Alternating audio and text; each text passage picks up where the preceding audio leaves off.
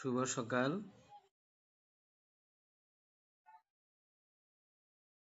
শিক্ষার্থীবৃন্দ, তোমাদেরকে আমার আজকের ক্লাসে স্বাগত জানাচ্ছি। আমি দুলাল চন্দ্রনাথ, হিসাব বিজ্ঞান বিভাগ, Rajendrapur cantonment public school and college. আজকে আমি তোমাদের সাথে হিসাব বিজ্ঞান দ্বিতীয় পত্রের দ্বিতীয় অধ্যায় অংশীদারি ব্যবসায়ের হিসাব, এটির তৃতীয় ক্লাস নিচ্ছি। যারা আমার প্রথম দুটি ক্লাস করেছো তাদের জন্য অনেক সুবিধাজনক হবে আজকের ক্লাসটি বুঝতে। যাই হোক, আমি আজকের ক্লাসটা শুরু করছি। তোমাদের যদি কোনো প্রশ্ন থাকে তোমরা কমেন্টসে জানাও, আমি সাথে সাথে এটা উত্তর করার চেষ্টা করব। আজকে আমি যে সমস্যাটি নিয়ে আলোচনা করব সেটি 2018 সালে চট্টগ্রাম, কুমিল্লা, রাজশাহী ও বরিশাল বোর্ডের এসেছিল। এই অঙ্কটি করার একটা কারণ হচ্ছে এখানে অংশীদারদের স্থায়ী পদ্ধতিতে মূলধন সংরক্ষণের একটা বিষয় আছে। অর্থাৎ মূলধন আমরা দুভাবে সংরক্ষণ করতে পারি। একটি হচ্ছে স্থায়ী পদ্ধতি আর একটি হচ্ছে পরিবর্তনশীল পদ্ধতি। আমরা গতদিন পরিবর্তনশীল পদ্ধতিতে মূলধন হিসাবটা করেছিলাম। আজকের অঙ্কে আমরা স্থায়ী পদ্ধতিতে কিভাবে অংশীদারদের মূলধন হিসাব সংরক্ষণ করা হয় সেই বিষয়টা দেখব। এখানে আরো একটি বিষয় আমরা এখানে আলোচনা করব, যেটা আমার দ্বিতীয় ক্লাসে একজন স্টুডেন্ট আমাকে প্রশ্ন করেছিল যে স্যার আপনি উত্তোলনের সুদগুলো আলাদা আলাদা করে দেখালে ভালো হতো। আজকে এখানে আমরা দেখব উত্তোলনের সুদ অংশীদাররা মাসের প্রথমে, শেষে এবং মাঝামাঝিতে উত্তোলন করলে কিভাবে সুদ নির্ণয় হয় সেটাও আমরা আজকে এখানে দেখব। তো তোমরা তোমাদের বই খুলে নিতে পারো, বইয়ের থেকেও প্রশ্নটা দেখতে পারো, আবার আমার স্ক্রিনেও দেখতে পারো, যেভাবে তোমার সুবিধা হয়। তো এখানে দেখো অঙ্কটা 4 নাম্বার, অর্থাৎ 4 নাম্বার অঙ্কে এসেছিল 2018 সালে। তো যেহেতু 4 নাম্বারে এটি এসেছিল সেজন্য আমি 4 নাম্বার দিয়েছি। তোমাদের কি আমার কথা শুনতে পাচ্ছ তোমরা? যদি শুনতে পাও তাহলে তোমরা একটু রেসপন্স করো কমেন্টসে। আর যদি না শুনতে পাও বা কোনো ধরনের বিঘ্ন থাকে তাহলেও তোমরা রেসপন্স করো।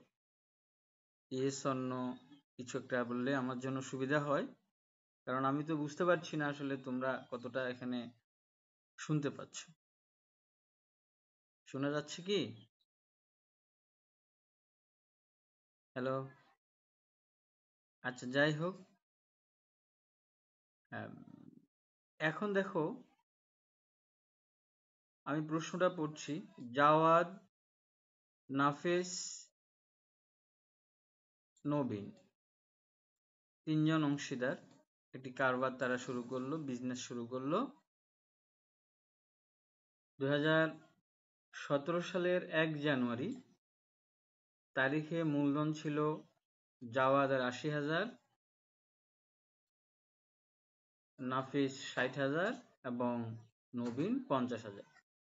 অর্থাৎ তাদের মূলধনের পরিমাণ। এই মূলধনটা দিয়ে আমরা কি করব?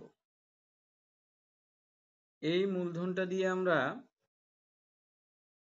মূলত মূলধনের সুদ ধরব যদি আমাদের প্রশ্নে বলে থাকে। পাশাপাশি আমরা যখন মূলধন হিসাব করব তখন আমরা এটাকে ব্যালেন্স বিধি হিসাবে দেখাবো। ওকে, আর একটু জোরে বলতে বলছে বর্ষা, আমি চেষ্টা করছি। এরপরে দেখো বলছে যে 2017 সালের 1 জানুয়ারি তারিখে তাদের চলতি হিসাবের ব্যালেন্স ছিল। এখন একটু আগে ছিল মূলধনের ব্যালেন্স, এখন হচ্ছে চলতি হিসাবের ব্যালেন্স। চলতি হিসাবের ব্যালেন্স ছিল জাওয়াদ 5,000 ক্রেডিট, নাফিস 2,500 ডেবিট, নবীন 3,700 ক্রেডিট। এটা হচ্ছে চলতি হিসাবের ব্যালেন্স। চলতি হিসাবের ব্যালেন্সটা আমরা চলতি হিসাবে স্থানান্তর করব। আমরা যখন হিসাবের অংশীদারদের মূলধন হিসাব করব তখন আমরা এই ব্যালেন্সগুলো ইউজ করব, যখন আমরা চলতি হিসাব করব তখন আমরা এই ব্যালেন্সগুলো ইউজ করব।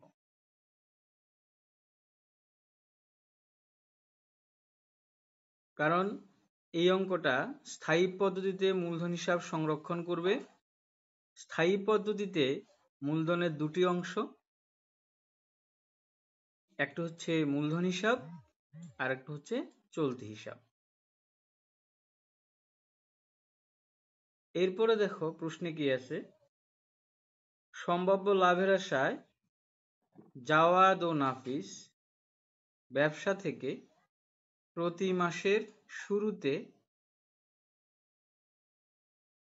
800 টাকা ও 500 টাকা এবং নবীন প্রতি মাসের শেষে 700 টাকা করে নগদ উত্তোলন করে।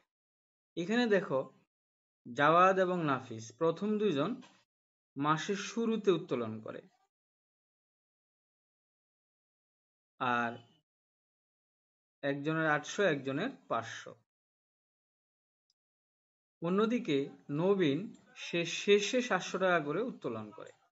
তাহলে এখানে আমরা দেখতে পেলাম উত্তোলনটা দুভাবে হচ্ছে, মাসের শুরুতে একবার হচ্ছে, মাসের শেষে একবার হচ্ছে। যেমন যারা মাসের শুরুতে উত্তোলন করে, জানুয়ারি মাসের শুরুতে, ফেব্রুয়ারি মাসের শুরুতে, মার্চ মাসের শুরুতে, এভাবে করছে।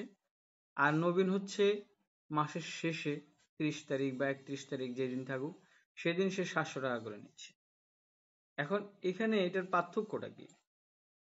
এখানে যখন আমরা উত্তোলনের সুদ ধরব, জাওয়াদ এবং নাফিসেরটা আমরা মাসের শুরুতে যে সূত্রটা আছে সেই সূত্রটা অনুযায়ী আমরা সুদ ধরব।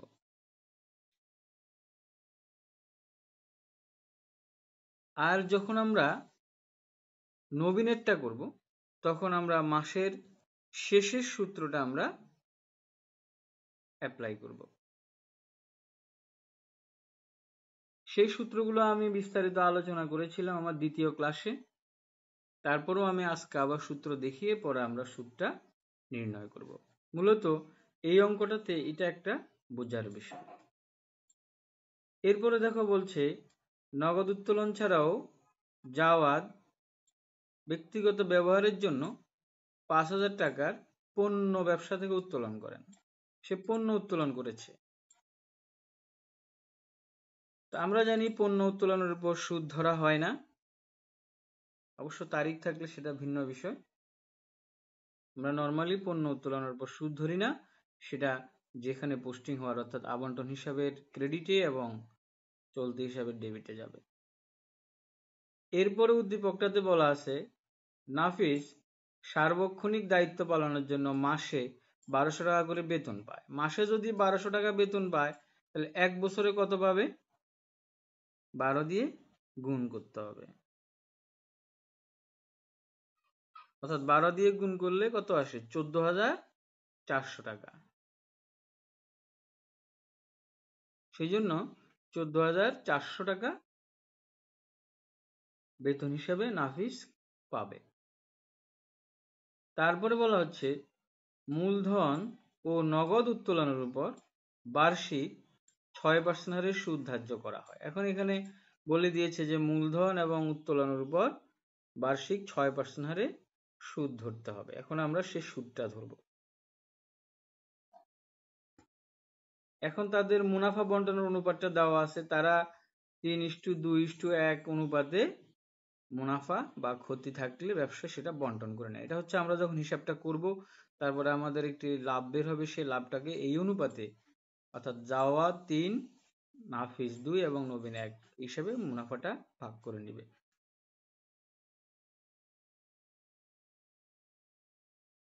এরপরে বলছে উপরিউক্ত সমন্বয়সমূহ সাধনের পূর্বে 17 সালের 31শে ডিসেম্বর মুনাফার পরিমাণ দাঁড়ায় 54,500 টাকা।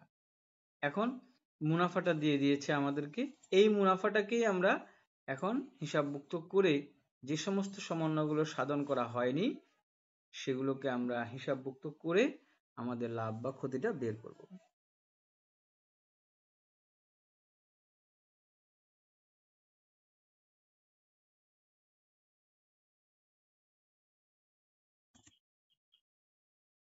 তারপরে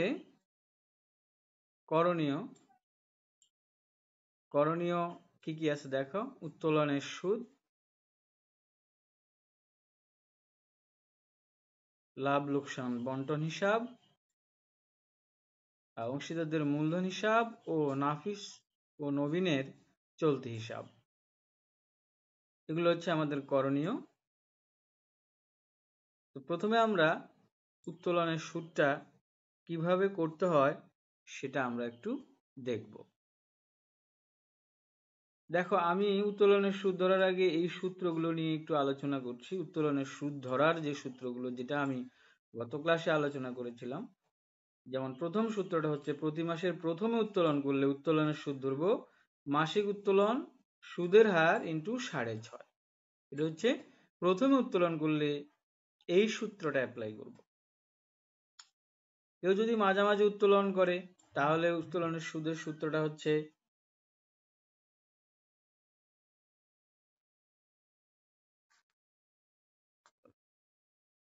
সমস্যা হয়ে গেল।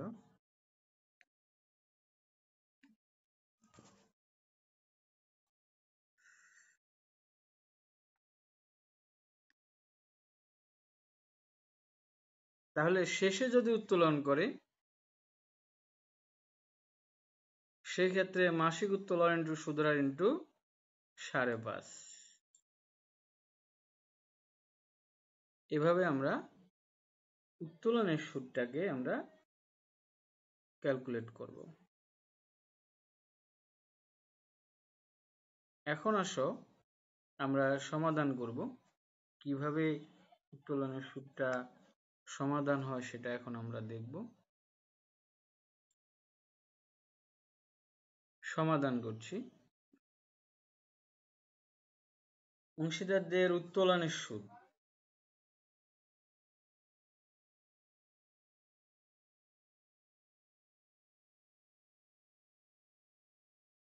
উত্তোলনের সুদটা দেখো, এখানে জাওয়াদ প্রতি মাসে 800 করে উত্তোলন করেছে। তোমরা কোশ্চেনটা দেখতে পারো, তোমাদের সামনে নিশ্চয়ই বইটা আছে, তোমরা বইতে কোশ্চেনটা দেখো। জাওয়াদ প্রতি মাসে 800 টাকা উত্তোলন করেছে, নাফিস 500 টাকা উত্তোলন করেছে এবং নবীন 700 টাকা উত্তোলন করেছে।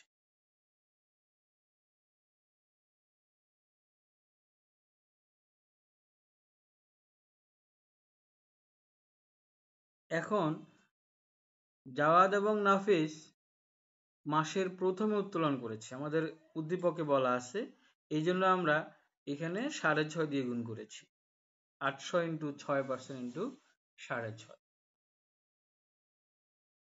আর নবীন হচ্ছে মাসের শেষে উত্তোলন করেছে, এই জন্য সেখানে 5.5 দিয়ে গুণ হবে। আমরা সূত্রতে এমনই দেখিয়েছি, দেখো, প্রথমে হলে উত্তোলন সুদের হার 6.5, শেষে হলে উত্তোলন সুদের হার 5.5। সেই হিসেবে আমরা এখানে তাই দিয়েছি।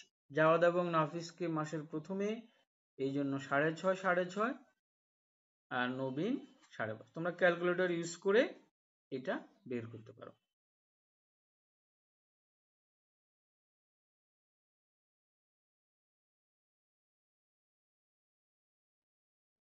এখন দেখো আমাদের উদ্দীপকের যে করণীয় দ্বিতীয় অংশ লাভ ক্ষতি আবন্টন হিসাব, এটি আমরা এখন করব।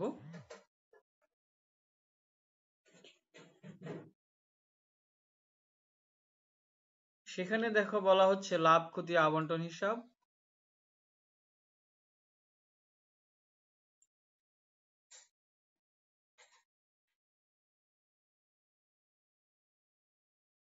লাভ ক্ষতি আবন্টন হিসাবের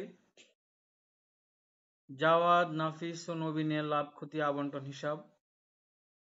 আমরা যে উদ্দীপকটা আমাদের সামনে আছে, তোমরা নিশ্চয়ই বই খুলে দেখছো, সেখানে দেখো বলা হচ্ছে লাভ ক্ষতি হিসাব নিট লাভ। একদম নিচে দেখো নিট লাভ দেওয়া আছে, সেই নিট লাভটা এখানে আমি ইউজ করলাম।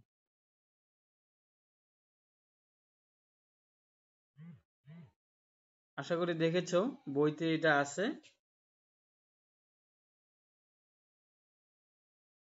৫৪,৮০০ টাকা।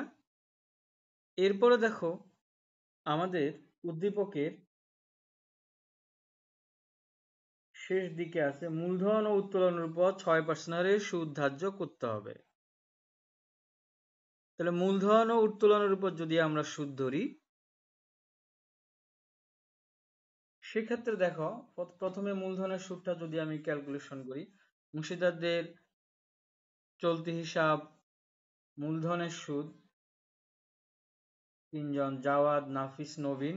এই মূলধনটা দেখো উদ্দীপকে একদম প্রথমেই দেওয়া আছে। তোমরা বইতে উদ্দীপকটা দেখো, সেখানে দেওয়া আছে যে ২০১৭ সালের ১ জানুয়ারি তারিখে তাদের মূলধন ছিল যথাক্রমে ৮০,০০০, ৬০,০০০ এবং ৫০,০০০। সেটার উপর আমরা ৬% করে ধরলাম। ৮০,০০০ ইন্টু ৬%, ৪,৮০০। ৬০,০০০ ইন্টু ৬%, ৩,৬০০। ৫০,০০০ ইন্টু ৬%, ৩,০০০। তাহলে কত হলো? ১১,৪০০ মোট। আর উত্তোলনের সুদটা ডান পাশে বসে, অ্যাকর্ডিং টু ছক বা অ্যাকর্ডিং টু রুলস, উত্তোলনের সুদ ডান পাশে বসে। অংশীদারদের চলতি হিসাব, উত্তোলনের সুদ।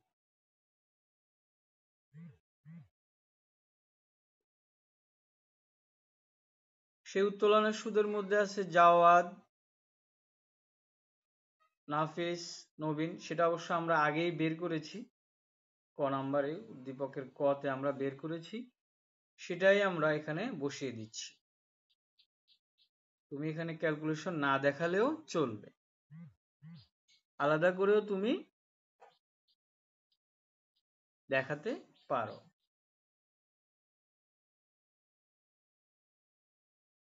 এরপরে মূলধনের সুদ এবং উত্তোলনের সুদ দুটো আমরা লিখে ফেললাম। উদ্দীপকে দেখো আরেকটি বিষয় আছে, বেতনের বিষয়টা বলা আছে, শেষের দিকে বলা আছে নাফিস সার্বক্ষণিক দায়িত্ব পালনের জন্য মাসে ১২০০ টাকা করে বেতন পাবে। তো মাসে যদি ১২০০ টাকা বেতন পায়, তা আমরা লিখছি নাফিসের চলতি হিসাব বেতন ১২০০ ইন্টু ১২, ১২ মাস, বছরে ১২ মাস, এই জন্য ১২ দিয়ে গুণ করলাম, মাসে ১২০০ করে ১৪,৪০০ টাকা। বেতনটা আমরা ডেবিট পাশে দিলাম। আরেকটা দফা আছে দেখো, পণ্য উত্তোলন। এটি মাঝামাঝিতে, উদ্দীপকের মাঝামাঝিতে আছে। জাওয়াদ ব্যক্তিগত ব্যবহারের জন্য ৫,০০০ টাকার পণ্য উত্তোলন করেন।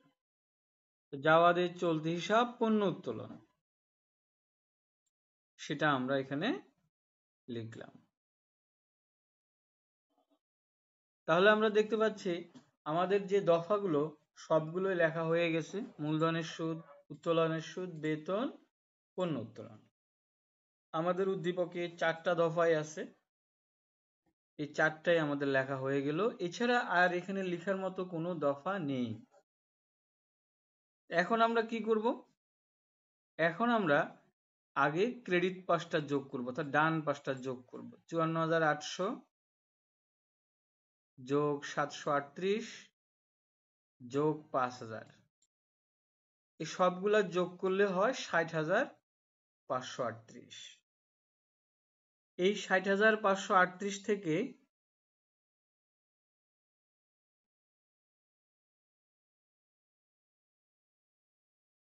আমি ১১,৪০০, ১৪,৪০০ এই দুটো বাদ দিলাম, মানে বিয়োগ করলাম ক্যালকুলেটরে। বিয়োগ করলে আমার আসতেছে ৩৪,৭৩৮ টাকা। এটি হচ্ছে আমার মুনাফার অংশ, এটি হচ্ছে এই বিজনেসটাতে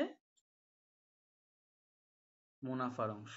এখন এই মুনাফাটা তিনজন অংশীদার জাওয়াদ, নাফিস এবং নবীন এদেরকে ভাগ করে দিতে হবে, অর্থাৎ ওরা পাবে। ৩৪,৪৩৮ টাকার মধ্যে 6/3 পাবে জাওয়াদ। কিভাবে? দেখো এখানে আমি একটু দেখাচ্ছি। যেমন ওদের যে মুনাফা বন্টনের অনুপাত, এটি হচ্ছে 3:2:1। এটাকে যদি আমরা যোগ করি তাহলে হয় 6। তাহলে 6 ভাগের মধ্যে 3 ভাগ জাওয়াদ, 6 ভাগের 2 ভাগ হলো নাফিস, আর 1 ভাগ হচ্ছে নবীন। এভাবে তুমি ক্যালকুলেটরে বের করবা ৩৪,৭৩৮ ইন্টু 3 ভাগ 6। নিচেরটা দিয়ে ভাগ, উপরেরটা দিয়ে গুণ করলে তুমি পেয়ে যাবা। সেই হিসেবে জাওয়াদ পাচ্ছে ১৭,৩৬৯, নাফিস ১১,৫৭৯ এবং নবীন পাচ্ছে ৫,৭৯০। মোট হলো ৩৪,৭৩৮। এভাবে আমরা লাভ ক্ষতি আবন্টন হিসাবটা শেষ করলাম। কারো যদি কোনো প্রশ্ন থাকে কমেন্টস বক্সে জানাও, আমি আলোচনা করব। এরপরে আমরা আমাদের উদ্দীপকের যে করণীয়, সেই করণীয় গতে চলে যাচ্ছি। সেখানে আমাদের করণীয় বলেছিল অংশীদারদের মূলধন হিসাব ও চলতি হিসাব প্রস্তুত করা। প্রথমে আমরা মূলধন হিসাবটা প্রস্তুত করব।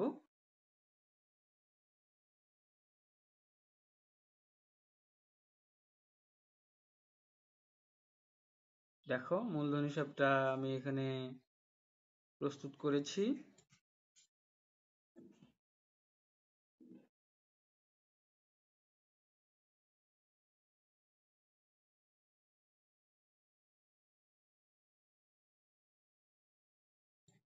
এখানে দেখো এটা স্থায়ী পদ্ধতি। কেন স্থায়ী পদ্ধতি? তোমার মনে এই প্রশ্নটা জাগতে পারে যে কেন স্থায়ী পদ্ধতি। এর কারণ হচ্ছে যখন প্রশ্নে চলতি হিসাব কথাটা বলা থাকবে তখন বুঝতে হবে এটি একটি স্থায়ী পদ্ধতি। চলতি হিসাব বলা থাকলে বুঝতে হবে এটি একটি স্থায়ী পদ্ধতি। যদি চলতি হিসাব বলা না থাকে তখন পরিবর্তনশীল পদ্ধতি। এটা তোমরা লিখে নিতে পারো। যেহেতু মূলধনটা স্থায়ী পদ্ধতি, সেজন্য আমরা দেখতে পাচ্ছি এখানে শুধু মূলধনের ব্যালেন্সটা আসলো, আর কিচ্ছু আসেনি। যেহেতু শুধু মূলধনের কথাই বলা হচ্ছে, মূলধন স্থায়ী পদ্ধতিতে থাকবে, মূলধনের চেঞ্জ হবে না, মূলধন যেমন ছিল তেমন থাকবে। ব্যালেন্স বিডি বলে মূলধনটাকে রেখে দিলাম, সেটাকে আমরা ব্যালেন্স সিডি বলে আবার রেখে দিলাম, সেটাকে আবার পরের বছরে ব্যালেন্স বিডি বলে রেখে দিলাম। অর্থাৎ মূলধনটা বাড়বেও না কমবেও না, মূলধনটা স্থায়ী থাকবে। এটাকে বলা হয় স্থায়ী পদ্ধতিতে মূলধন হিসাব।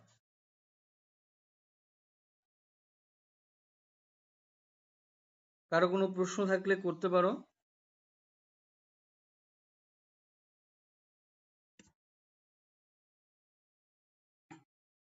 তারপরে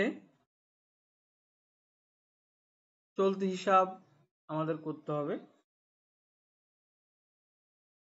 প্রশ্নের মধ্যে উদ্দীপকে বলা আছে নাফিস ও নবীনের চলতি হিসাব প্রস্তুত করো। নাফিস নবীন দুইজন, এই জন্য দুটো টাকার ঘর দিয়েছি।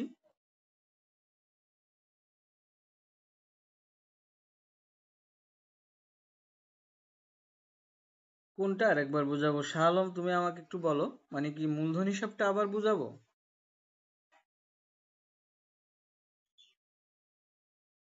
ওকে, মূলধন হিসাব যদি আরেকবার বুঝাতে হয়, আমি একটু তাহলে ব্যাকে যাচ্ছি। শাহ আলম বলছে আরেকবার বুঝালে ভালো হয়।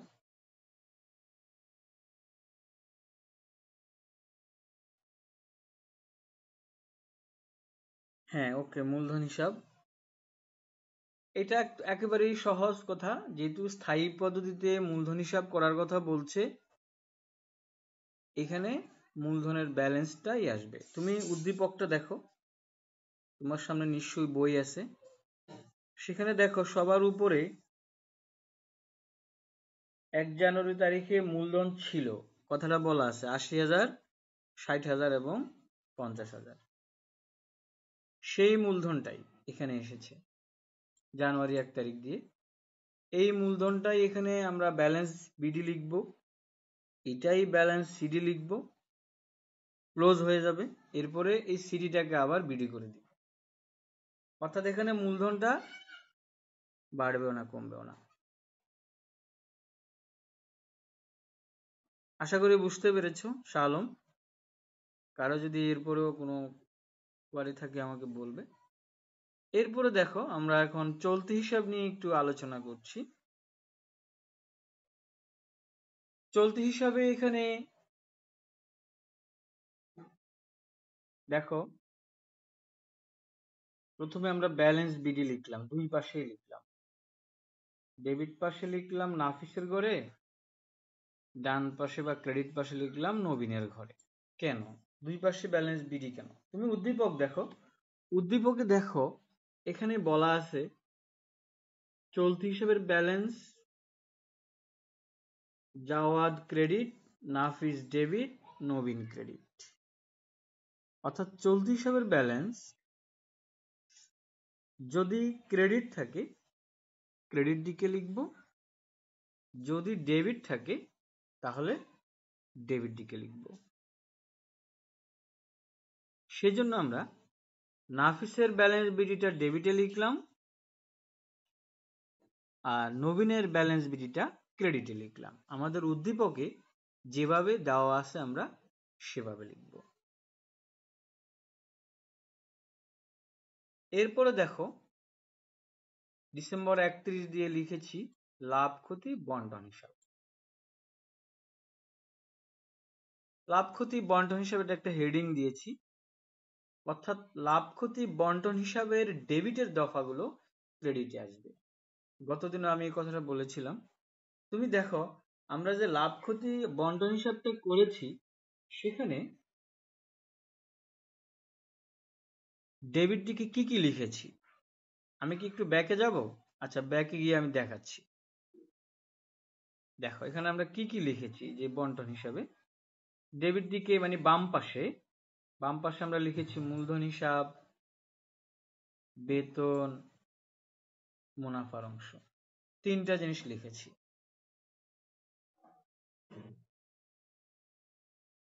এই তিনটা জিনিসই আমরা এখন দেখো ডান পাশে লিখছি। চলতি হিসাবের ডান পাশে মূলধনের সুদ, বেতন, মুনাফার অংশ। অর্থাৎ যে দফাগুলো বন্টন হিসাবে ডেবিটে থাকবে বা বাম পাশে থাকবে, সেই দফাগুলো চলতি হিসাবের ক্রেডিটে বা ডান পাশে বসবে। মূলধনের সুদ, বেতন, মুনাফার অংশ দিলাম, আমার ক্রেডিট দিকের দফা শেষ। এখন আমি ডেবিট দিক নিয়ে আলোচনা করছি। ব্যালেন্স বিটি লেখার পরে উত্তোলন, এটা তোমাকে দিতে হবে, কারণ উত্তোলন মূলধন হ্রাস করে, ফলে অবশ্যই উত্তোলন তোমাকে দিতে হবে। উত্তোলনটা দেখো উদ্দীপকে দেওয়া আছে, জাওয়াদ ও নাফিস মাসের শুরুতে 800 500, নবীন মাসের শেষে 700, অর্থাৎ মাসে মাসে উত্তোলন করেছে তারা।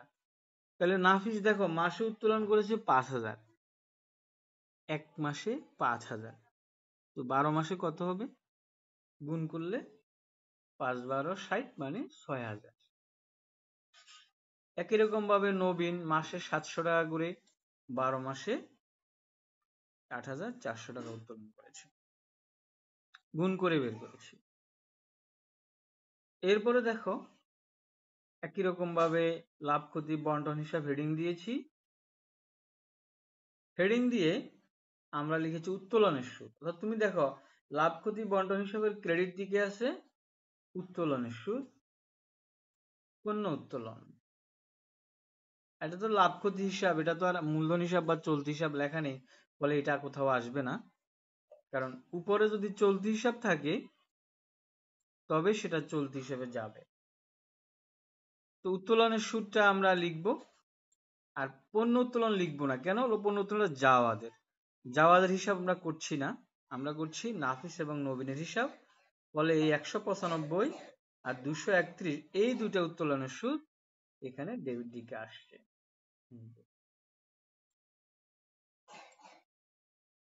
এই হলো মোটামুটি আমাদের সবগুলো দফা লেখা হয়ে গেল।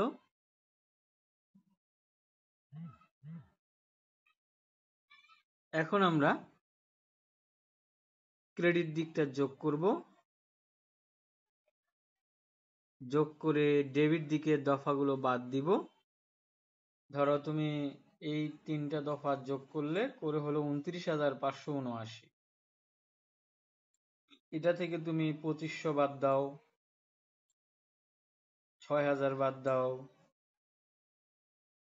195 বাদ দাও, বের হবে কত? 20,884 টাকা। এটা হচ্ছে ব্যালেন্স সিডি। একই রকম নবীনের এগুলো যখন যোগ করবা তখন হবে 12,490। তুমি এখন উত্তোলনের সুদ বাদ দিলে 3,890 টাকা ব্যালেন্স সিডি। এই বিডি থেকে, এই যোগফল থেকে বাদ দিয়ে বিডি সিডি হলো, এই সিডি কে আমরা বিডি করে দিলাম পরে, এটাই যেটা সিডি আসলো এটাকে বিডি করলাম। এখানেই আমাদের চলতি হিসাব শেষ হলো। আশা করি তোমরা বুঝতে পেরেছো।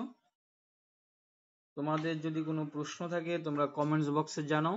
ক্লাস নিয়ে যদি কোনো ধরনের মতামত থাকে ভালো মন্দ সেটাও তোমরা জানাও।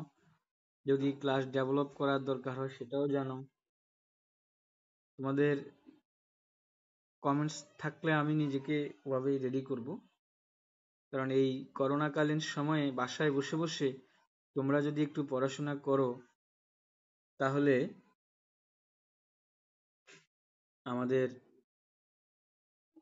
এই যে পড়ালেখার যে একটা ক্ষতি হচ্ছে সেই ক্ষতিটা কিছুটা হয়তো 50% বা 40% যদি আমরা কভার করতে পারি, বা যদি কেউ মনে করে যে আমি 100% কভার করতে পারবো, তাহলে তো কোনো কথাই রইল না। তো তোমরা একটু চেষ্টা করো। আর একটা হোমওয়ার্ক দিচ্ছি, বরিশাল বোর্ড 2016 এইরকম একটা অঙ্ক দিয়েছি, যেটা এখন আমি করালাম। এইরকম একটা অঙ্ক আমি দিয়েছি বরিশাল বোর্ড 2016। এইটি বাড়ির কাজ করে তোমরা আমার টাইমলাইনে অর্থাৎ গ্রুপে তোমরা পোস্ট করবে, আমি দেখব। শুধুমাত্র গত ক্লাসের একজন ছাত্র আমাকে হোমওয়ার্ক দেখিয়েছে, সে আলামিন। সে হোমওয়ার্ক করে সে এটা পোস্ট করেছে, আমি খুশি হয়েছি, আমি তাকে ধন্যবাদ দিচ্ছি। আমি সবাইকে ধন্যবাদ দিব যারা যারা আমার হোমওয়ার্ক করবে, দেওয়া হোমওয়ার্ক। তো তোমরা হোমওয়ার্ক করে তোমরা পোস্ট করো। তোমরা হয়তো অঙ্কটা করেছো, লজ্জার কিছু নেই এখানে। হ্যাঁ, অঙ্কটা ভুল হলে শুদ্ধ হলে সেটা আমি দেখব, ভুল হবেও না, যতটুকুই হয় তুমি চেষ্টা করে তুমি সেটা হোমওয়ার্কটা করে আমাকে দেখাবা, আমি খুশি হব। এবং তোমারও ভালো হবে। কারণ তুমি একটু প্র্যাকটিস করছো, আমি বুঝতে পারবো। কারণ আমরা যে পরিশ্রমটা করছি, আমরা বসে বসে তোমাদের জন্য এগুলো রেডি করছি, সেই হিসেবে তোমাদেরও একটু কষ্ট করা উচিত। কারণ তোমাদের বাবা মা তোমাদের পিছনে অর্থ ব্যয় করছে। হুম, তোমরা বাসায় বসে আছো, তোমাদের লস হচ্ছে, একটু বাসায় পড়াশোনা করো, উদাহরণ দেখে অঙ্ক শিখো, তাহলে তোমাদের দেখবে যে ভালো হবে।